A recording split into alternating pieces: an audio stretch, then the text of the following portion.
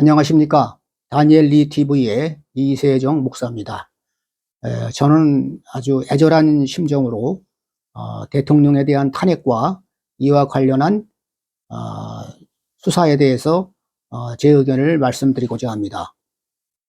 저는 공수처가 왜 이렇게 현직 대통령에 대한 체포에 집착하는지 정말 도저히 이해할 수가 없습니다. 우리 대통령은 국가의 원수이며 행정부의 수반입니다. 그리고 국가를 대표합니다. 현재 지금 계엄령 선포로 인해서 국회가 발의한 탄핵소추안이 지금 헌법재판소에 넘어가 있지 않습니까? 그 헌법재판소의 결정이 난 후에 수사를 해도 좋을 텐데 왜 이렇게 그 결정도 나기 전에 대통령을 체포하려고 하는지 정말 도저히 이해가 안 가는 거죠. 아시는 바와 같이 지난 1월 3일 날 공수처가 체포영장을 받아서 대통령을 체포하기 위하여 한남동에 있는 관저로 진입을 했습니다. 그때 이제 경호처의 완강한 저항으로 5시간의 대치 끝에 체포를 하지 못하고 철수했죠. 그리고 또 이제 2차 체포를 시도하기 위하여 영장을 지금 받아놓은 상태입니다. 이 공수처장이 최근에 국회 법제사법위원회에 출석하여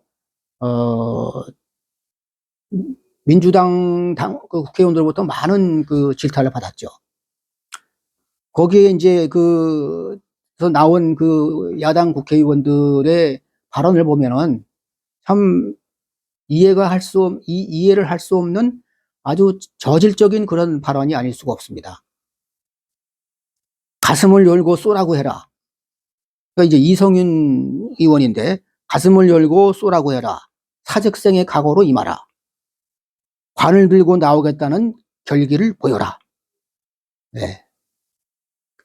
정청래 의원은 대통령은 사형언도를 받을 것이다. 이런 입에 담기조차 어려운 그런 말들을 쏟아내고 있습니다. 공수처장은 네, 꼭 다음에는 꼭 체포하도록 하겠습니다.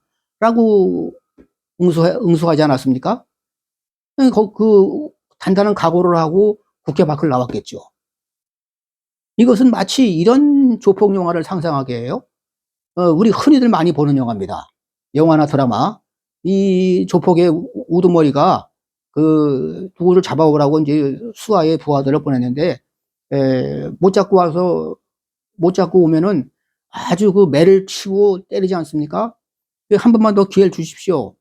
이렇게 읊조리는데, 마치 공수처장과 이 민주당 의원들 간의 이 관계가 그 조폭 영화를 연상케 하는 거죠. 사무엘상 2장 3절에는 이렇게 써 있습니다. 심히 교만한 말을 다시 하지 말 것이며 오만한 말을 너희의 입에서 내지 말지어다. 여호와는 지식의 하나님이라 행동을 달아보시느니라. 그러니까 우리 하나님은 각자의 말을 다 기록하겠다는 것이죠. 잠언서 18장 21절에는 죽고 사는 것이 혀의 힘에 달렸으니 혀를 쓰기 좋아하는 자는 혀의 열매를 먹으리라. 그러니까 혀를 사용을 해서 심한 말을 하는 사람은 그 심한 말로 인한 대가를 톡톡히 치른다는 아주 엄중한 하나님의 경고가 되는 것입니다. 저는 이재명 대표를 보면은 요한계시록에 나오는 붉은 용을 연상합니다. 그 붉은 용은 예수 그리스도의 탄생을 막기 위하여 마리아 앞에서 딱 이렇게 대기하고 있다가 예수 그리스도가 탄생하자마자 삼키려는 그러한 존재로 나타납니다. 그러나 미카엘 대천사가 그 휘하의 천사들과 한 팀이 되고 이 붉은 용과 그 휘하의 천사들이 한 팀이 되어 이 공중에서, 하늘 공중에서 대결을 벌이죠. 여기에서 그 미카엘 대천사의 팀이 대승리를 거둡니다. 이 요한계시록 12장 7절에 보면은 하늘에 전쟁이 있으니 미가엘과 그 미카엘 대천사와 그의 사자들이 용과 더불어 싸울세. 용과 그의 사자들도 싸우나 이기지 못하여 다시 하늘에서 그들이 있을 곳을 얻지 못한지라. 큰 용이 내쫓기니 옛뱀 곧 마귀라고도 하고 사탄이라고도 하며 온 천하를 꿰는 자라. 그가 땅으로 내쫓기니 그의 사자들도 그와 함께 내쫓기느니라. 이런 경고의 말씀이 있습니다. 저는 그 윤석열 대통령에게도 유감이 있습니다. 정치는 막다른 골목으로 치닫는 것이 아니라 인내심을 갖고 협상과 설득하는 과정입니다. 권력이 있을수록 신중해야 합니다. 또 겸손해야 합니다. 권력이라고 하는 것은 바르게 쓰면 보약이고 잘못 쓰면 독약인 것이죠. 저는 물론 이건 소문일지도 모르지만 대통령이 그 주술가의 의견을 많이 듣는다고 합니다. 저는 이게 사실이 아니길 바랍니다. 윤 대통령이 예수 그리스도를 영접하는 그리스도인이었으면 얼마나 좋았을까 하는 생각을 저는 항상 하게 됩니다. 그래서 그 주술가가 아니고 좀 참모들과 또한 정치 원로, 그리고 목회자라고 해서 꼭 대형 교회를 의미하는 건 아닙니다. 경륜과 인격을 갖추고 있는 목회자의 의견을 좀 들었으면 얼마나 좋았을까 하는 아쉬움을 갖습니다.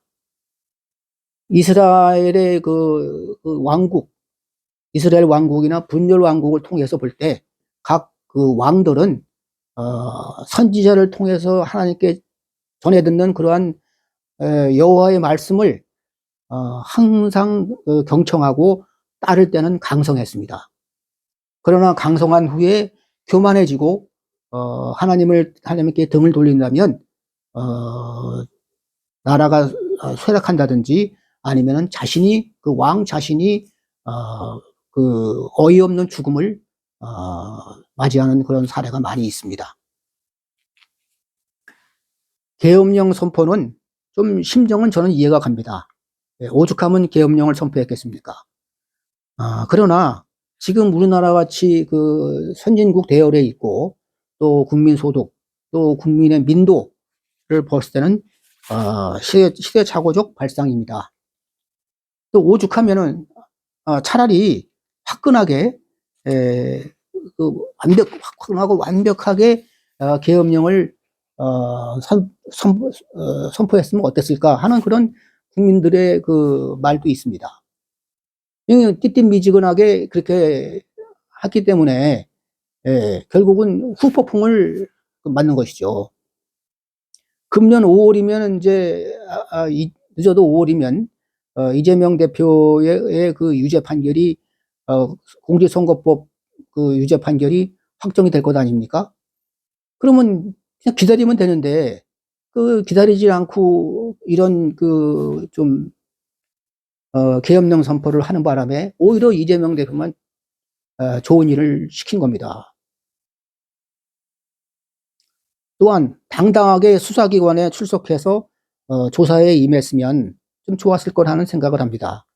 그 조사에 응하지 않으니까 자존심이 있어가지고 공수처가 또 민주당이 계속 압박을 하니까 체포한다는 거 아닙니까? 저는 지금 현재 윤석열 대통령을 지키려고 광화문이나 대통령 관저 앞에서 밤낮 없이 시위하는 사람들이 참 그에게 존경을 표합니다.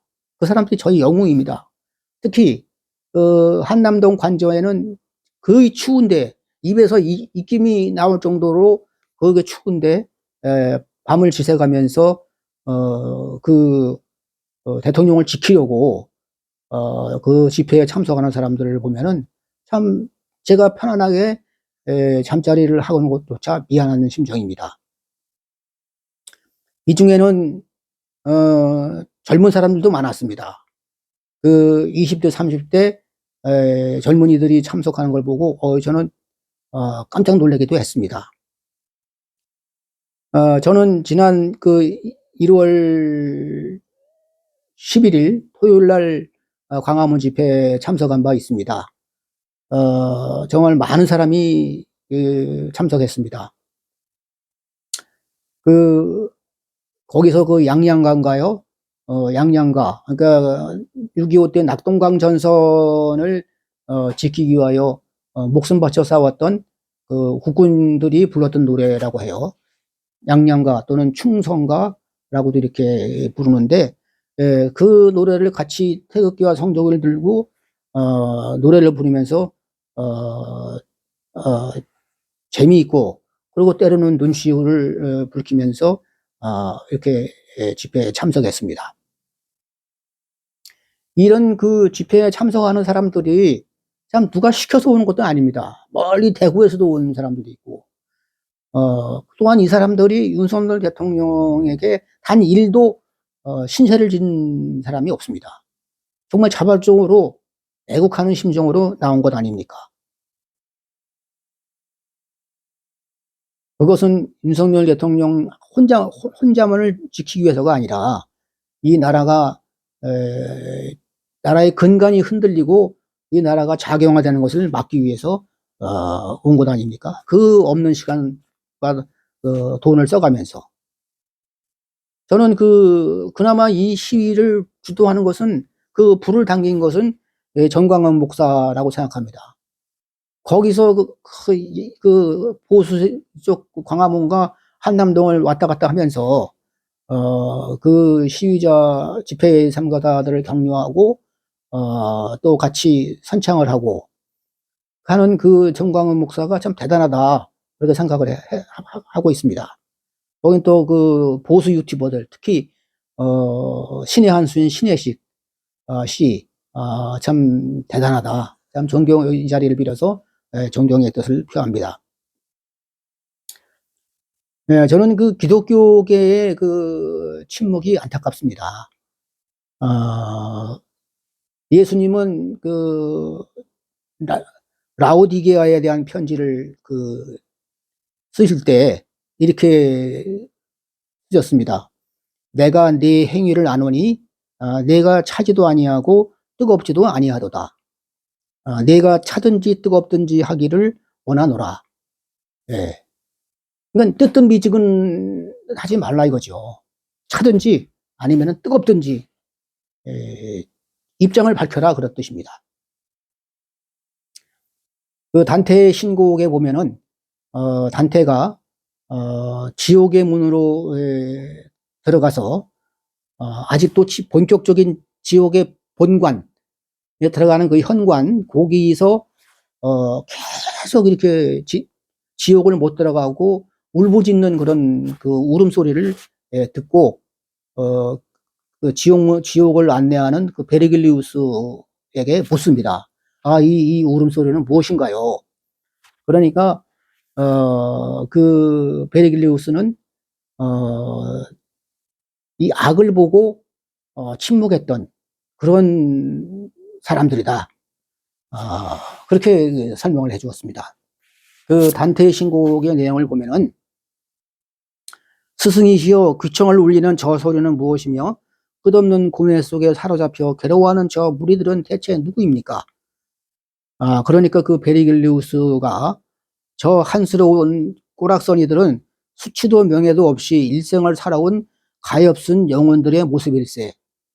저들 가운데에는 신에게 충성도 반역하지도 않고 오직 자기 욕심만을 위해 살아온 타락했던 천사들도 섞여 있지.